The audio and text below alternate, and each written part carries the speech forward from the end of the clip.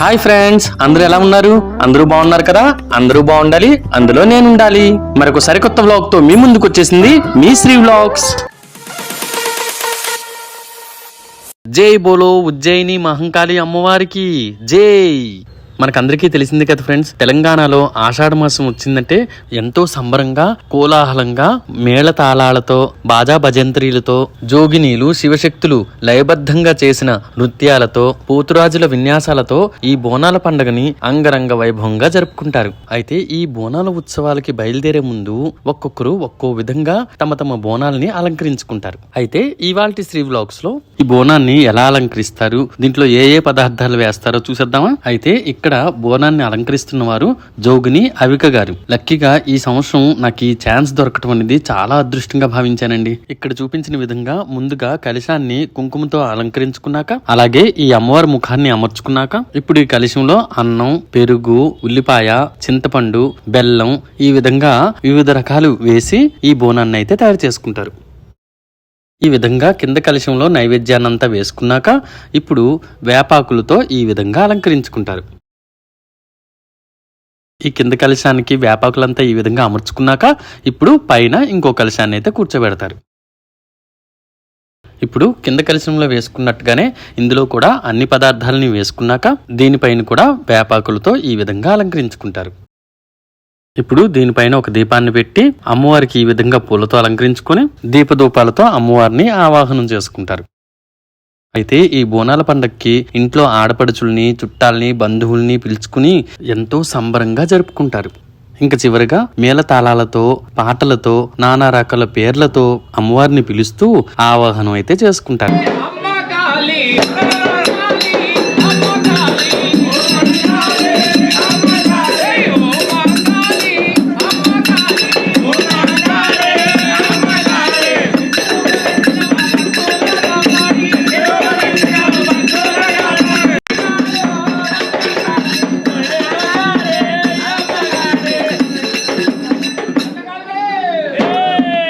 ఇప్పుడు ఆ అమ్మవారిని ఆవాహన చేసిన మేళతాళాల వారికి ఒక్కొక్కరి పేర్లు చదివిస్తూ కట్నం అయితే సమర్పించుకుంటారు.